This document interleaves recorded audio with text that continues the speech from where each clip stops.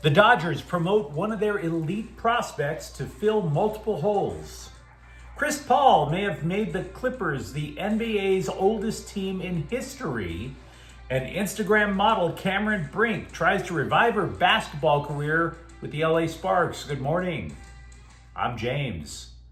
And this is your daily dose of sports and snark for the greatest sports city in the world, Los Angeles. This is the Faithful Angelenos Morning Report. It is July 29, 2025. Welcome back to the Sanctum Sanctorum of LA Sports. Do you like being in the know about LA? Well, if you do, click the like button. Click the subscribe button. There's a notification bell. Hit that. It'll let you know when we drop an update. Sharing is caring. Let people know we exist. And by all means, comment. Now, before we go through the news and notes, a quick look at the scoreboard. Dodgers 5, Cincinnati 2. The Dodgers' magic number slides to 52. Meanwhile, today the Dodgers are still at Cincinnati. That game is at 4. Las Vegas is at the Sparks. That'll be at 7 o'clock. LAFC, meanwhile, begins Leagues Cup, the annual cynical MLS cash grab. They will be playing Mazatlan at 7:30. So what do you say we get to the news? Dodgers uber prospect Alex Freeland is coming to the bigs, according to The Athletic. The 6th-ranked prospect in the Dodgers farm system profiles, as the scouts say, at second, shortstop, and third. Most scouts, though, say his future long-term would be at third. He's a switch hitter with plate discipline. Either way, promoting Freeland opens up all kinds of possibilities because the Dodgers, frankly, have all kinds of holes to fill. Max Muncy, he's on rehab assignment, for example. Now, that would be your starting third baseman, but Freeland could also fill in for Hyun Kim, who's dinged up. What about shortstop Mookie Betts, who hasn't exactly been lighting the world on fire at shortstop? Tommy Edman has also been stinking up the joint all year long.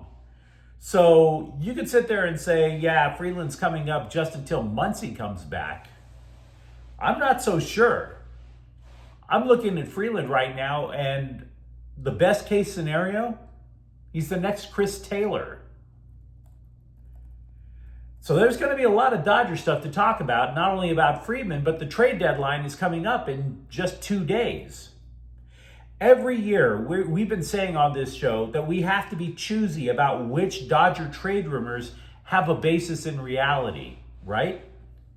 Dodgers get linked up with everybody when the trade deadline comes up. Dodgers get linked up with everybody during the so-called hot stove league. Now, a couple of days ago, I amplified an article that claimed that the Red Sox had a desperate, almost a romantic yearning for Dalton Rushing. So romantic, you would think it was taking place in Raiders training camp, but I digress. Anyway, Dave Roberts told the Orange County Register that Rushing isn't going anywhere. Quote, I just don't see a world in which he's moved anyway, and I think he's smart enough to realize that, unquote. Which is fine.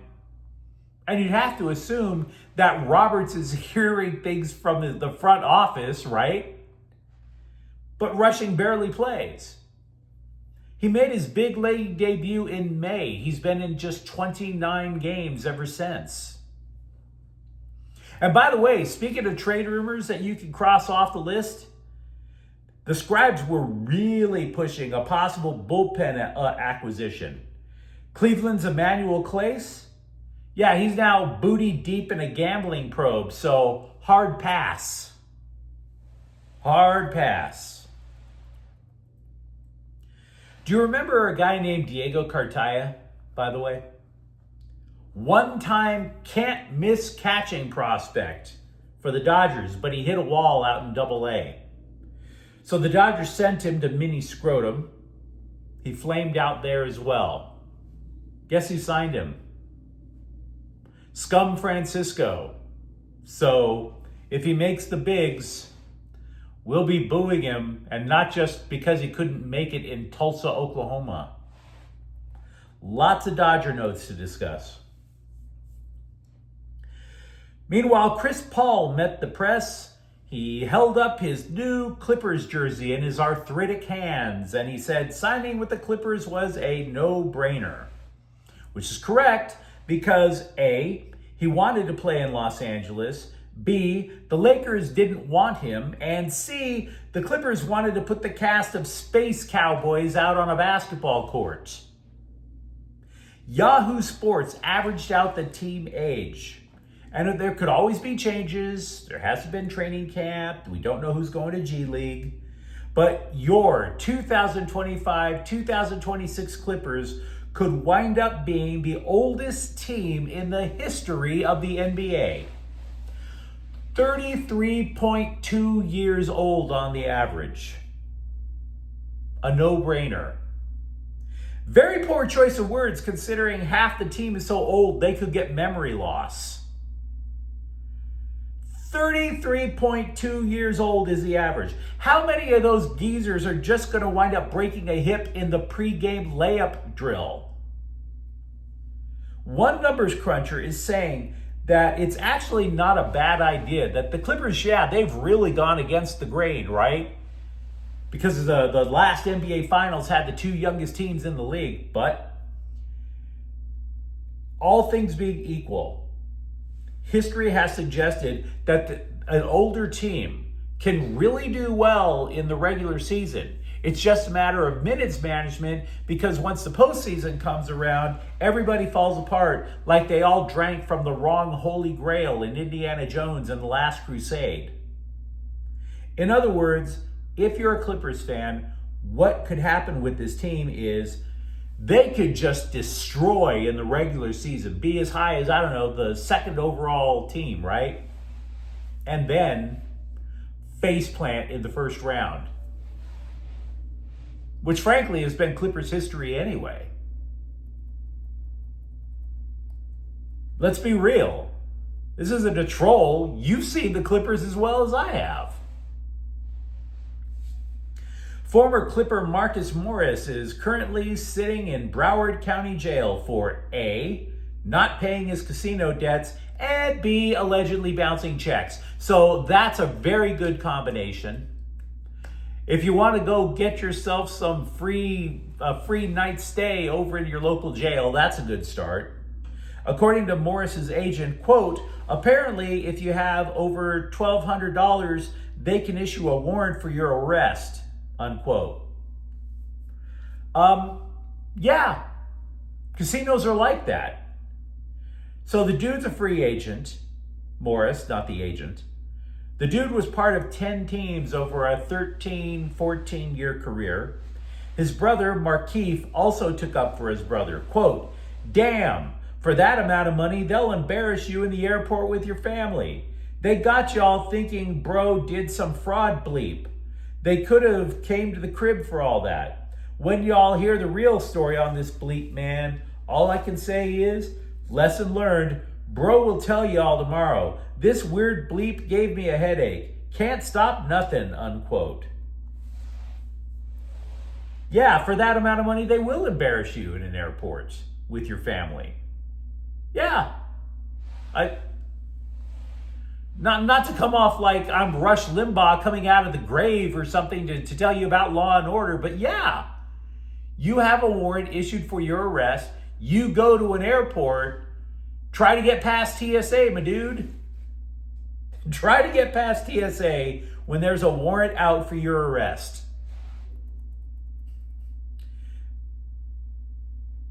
Maybe you should have flown Spirit. Maybe that'd have worked. After 13 months of making simps beg for her to get an OnlyFans account, Cameron Brink will finally put her selfie stick down and put on a Sparks uniform. Yes, the second overall pick from the 2024 WNBA draft, whose knee surgery may have sidelined her for over a year, but gave her more time to pursue her first love of teasing dudes on Instagram. She is scheduled to make her return tonight against Las Vegas. Now, the Sparks, team-wide, have made the conscious decision to stop sucking. So this is good news. The Sparks have won 5 games in a row. If they win tonight, that's their longest streak in 2 years. But they simply aren't that good defensively. They are 11th in the league in team defense. And Brink, by the way, was drafted as a rim protector. She doesn't have to be the franchise savior. She just has to make sure that they don't get uncontested layups.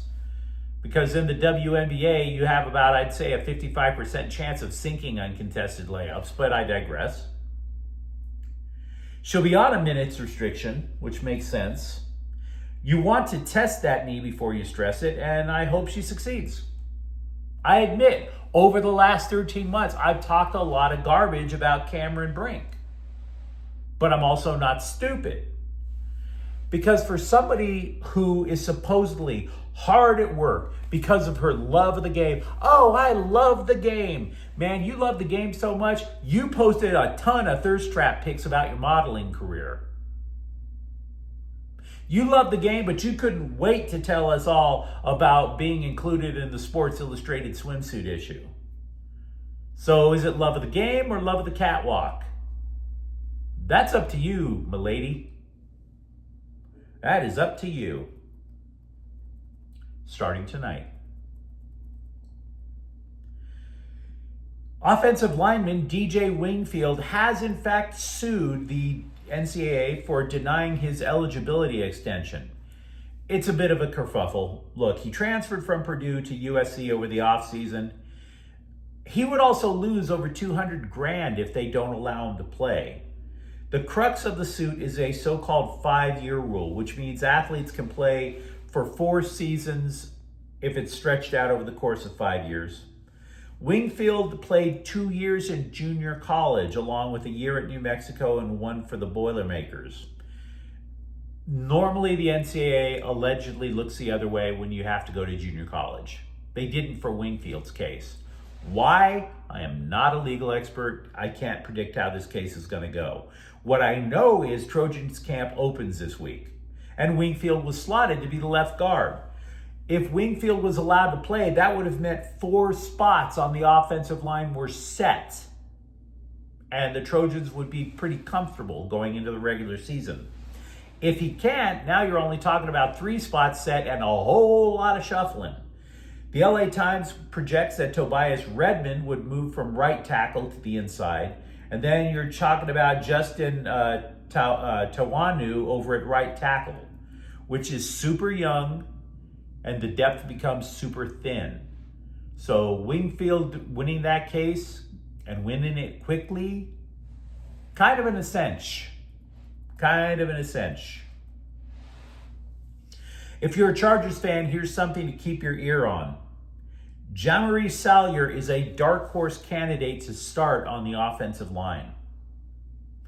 He dropped 35 pounds during the offseason after the Chargers asked him to. And to say asked him to is a bit of an undersale. They basically said, dude, your career is on the line unless you stop snacking.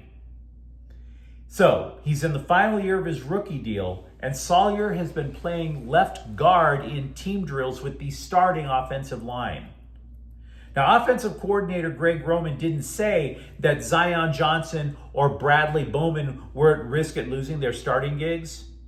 You might recall that the primary thought was Johnson and Bozeman were battling out to be the starting center, and if Bozeman wins that gig, then Johnson would go back to his old position at left guard.